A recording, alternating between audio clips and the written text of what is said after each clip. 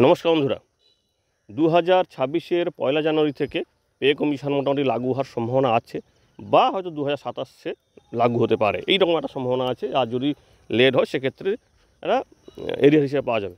কিন্তু এখন বড় প্রশ্ন যে 2026-এর 1 জানুয়ারির আগে যে সমস্ত এমপ্লয়িজ রিটায়ারমেন্ট নেবেন, অর্থাৎ 2026-এর 1 জানুয়ারির আগে যে সমস্ত পেনশনার মানে যে সমস্ত এমপ্লয়িজ পেনশনার হয়ে যাবেন, তারা কি অষ্টম পে কমিশনের সুবিধা পাবেন না? তো এই বিতর্কটা কয়েকদিন ধরে চলছে এবং বিভিন্ন মিডিয়া থেকে আরম্ভ করে বিরোধী দলগুলিও কিন্তু এই নিয়ে আলোচনা করছে। তো এই বিষয়ে পেনশনাররা উদ্বিগ্ন হয়ে পড়ে তারা একটি তাদের সংগঠন নিয়ে সরকারের সঙ্গে একটা মিটিং করেন। তো সেই মিটিংয়ে কী নির্যাস এসছে, যে আদৌ কি এই কথাটি সত্যি না কতটা কি হতে চলেছে, কারণ নতুন একটা আইন পাস হয়েছে, এটাও কিন্তু আপনাদের সঙ্গে আমরা শেয়ার করেছি। তো দেখে নিই মানে অর্থমন্ত্রীও কী বলেছেন, আর পেনশনারদের সংগঠন মিটিংয়ের পরে কি বিজ্ঞপ্তি জারি করেছে বা নোটিশ দিয়েছে, সেটাও কিন্তু আমরা দেখে নেবো এখনই।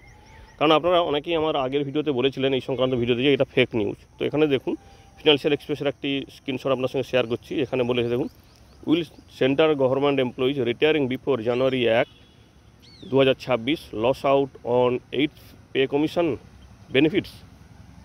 অর্থাৎ 2026-এর 1 জানুয়ারি আগে যারা রিটায়ারমেন্ট তারা কি অষ্টম পে কমিশনের সুবিধা থেকে বঞ্চিত হচ্ছে? তো সে বিষয়ে বিতর্কটা হচ্ছে কি, এর আগে আমরা একটা ভিডিও করেছিলাম, সেখানে এই তথ্যটি দিয়েছিলাম। দেখুন যে একটি আইন পাস হয়েছে 23 মার্চ 2025-এ। সেখানে বলা হয়েছে যে পেনশনারদের দুটি পার্টে ভাগ করা হবে। দুটি পার্ট বলতে, দুটি শ্রেণী বলতে, একটা নির্দিষ্ট ডেট ঠিক করা হবে। সেই নির্দিষ্ট ডেটের আগে এবং পরে হিসাবে তারা কিন্তু সুবিধাটা পাবেন, বিভিন্ন ধরনের আর্থিক সুবিধা হোক বা অন্যান্য সুবিধা। তো এইখানেই সবার মধ্যে একটা আশঙ্কা তৈরি হচ্ছিলো যে হয়তো তাহলে অষ্টম পে কমিশন লাগু হওয়ার ডেট বা তার আগে একটা ডেট সরকার ঠিক করবে, তারপরে যারা আগে রিটায়ারমেন্ট নিয়েছে তাদেরকে এই সুবিধাটি দেওয়া হবে না। তো সেই বিষয়ে মানে বিতর্ক হয় এবং বিভিন্ন দলগুলিও বিতর্কে অংশ নেয়। কিন্তু সেখানে মাননীয় অর্থমন্ত্রী কিন্তু পরিষ্কারভাবে জানিয়ে দেয় অফিসিয়ালি প্রতিক্রিয়া যে দিয়েছেন রাজ্যসভাতে 27 মার্চ। সেখানে বলেন যে এই রকম যে খবরটি প্রকাশিত হয়েছে বিভিন্ন চ্যানেলে বা বিরোধী দলগুলির পক্ষ থেকে, এটা একবার সম্পূর্ণরূপে ভুল। তিনি নিশ্চিত করেছেন পে কমিশন লাগু হবে প্রায় 33 লক্ষ পেনশনার এবং প্রায় 37 লক্ষের কাছাকাছি মোটামুটি এমপ্লয়িজের জন্য। তো এইরকম হিসাবেই কিন্তু উনি কিন্তু হিসাবও দিয়েছেন দুজন সাংসদ কঙ্গনা রানাওত এবং সাজদা আহমেদকে। এই বিষয়ে কিন্তু উনি বলেছেন এবং এখানে বলেছেন যে এই যে আইনটি পাস হয়েছে, যে পেনশনারদের একটা তারিখ নির্দিষ্ট করা হবে, এটা একটা বিচার প্রক্রিয়ার অংশ এবং একটা পদ্ধতিগত একটা দিক।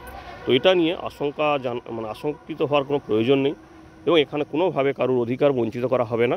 উনি আবার উদাহরণ দিয়েছেন যে 2016-তে যখন ওনারা সপ্তম পে কমিশন লাগু করেন, তখনও কিন্তু 2016-র 1 জানুয়ারি আগে যারা রিটায়ার করেছেন বা পরে যারা রিটায়ার করবেন সবার জন্য কিন্তু সুবিধা রেখেছিল, সেখানে কোনো বৈষম্য ছাড়াই। সুতরাং এটা নিয়ে আতঙ্কিত হওয়ার প্রয়োজন নেই। এবং এখানটায় দেখুন, কমিটির পক্ষ থেকে যে মিটিং করা হয়েছিল, অর্থাৎ পেনশনদের সংগঠন ন্যাশনাল স্টাফ কাউন্সিল, তাদের পক্ষ থেকে যে মিটিং করা হয়েছিল, সেখানেও কিন্তু এই বিষয়টি বলেছিলেন, brief on meeting hold with secretary pension, এবং এই বিষয়টি নিয়ে ওখানটায় মিটিংটা হয়েছিল। এবং সেই মিটিংয়ে বলা হয়েছে দেখুন, যে এই যে আইনটার কথা বলা হচ্ছে, এটা এই নতুন কোনো নয়। পঞ্চম এবং ষষ্ঠ পে কমিশন যেটা লাগু হয়েছিল 1 জানুয়ারি 1996 এবং ষষ্ঠ পে কমিশন লাগু হয়েছিল 1 জানুয়ারি 2006। সেখানে কিন্তু এই নিয়মটি লাগু করার চেষ্টা হয়েছিল, কিন্তু পরবর্তীতে দেখা যায় যে এই আইনটি করার জন্য সরকারের কোনো অধিকার নেই। তো সেই বিষয়ে সুপ্রিম কোর্টও কিন্তু এটাকে টোটালি বাতিল করে দেয়, যে এরকম কোনো অথরিটি নেই যে সরকার এইটাকে পেনশনারদের আলাদা আলাদা করবে, যেটা হয়েছিল পঞ্চম এবং ষষ্ঠ পে কমিশনে, অর্থাৎ 1996 সালে এবং 2006 সালে। পরবর্তীতে এটা 2017-তে কিন্তু এটা লাগু করা যায়নি, কারণ যেহেতু সুপ্রিম কোর্টে তখন এই বিষয়টি চলছিল এবং সুপ্রিম কোর্ট কিন্তু ক্লিয়ারলি জানিয়ে দিয়েছেন না, এইরকম কোনোভাবে প্যারিটি করা যাবে না বা আলাদা করা যাবে না। তো এই বিষয়টি কিন্তু এখানটায় বিজ্ঞপ্তিতে বা নোটিশে কিন্তু স্টাফ কাউন্সিলের পক্ষ থেকে কিন্তু জানানো হয়েছে, দেখতে পাচ্ছেন আপনারা।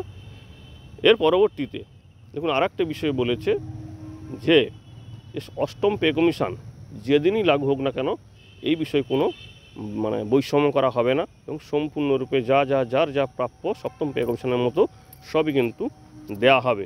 তো এই বিষয়টি পেনশনারদের সংগঠনের পক্ষ থেকে মিটিংয়ের পর আশ্বাস দেওয়া হয়েছে। আপাতত এটা নিয়ে আতঙ্কিত হওয়ার কোনো প্রয়োজন নেই, কারণ সরকারি দপ্তর থেকে বা সংগঠনের পক্ষ থেকেও কিন্তু এই বিষয়টি আশ্বাস দেওয়া হয়েছে। তবে হ্যাঁ, পে কমিশন 2026-এর 1 জানুয়ারি লাগু হবে কি তার পরবর্তীতে, সেটা কিন্তু এখন একটা চিন্তার বিষয়। এই কারণে এখনও পে কমিশন গঠন হয়নি, তাদের সময়ও লাগবে, সরকার রিভাইজ করবে। সুতরাং 2027 অথবা 2026-এর শেষের দিকে হয়তো লাগু হতে পারে, যদিও বাকি যে দিনগুলোতে এরিয়ার হিসেবে পাওয়া যেতে পারে।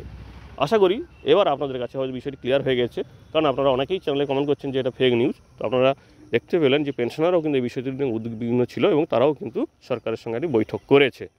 ধন্যবাদ।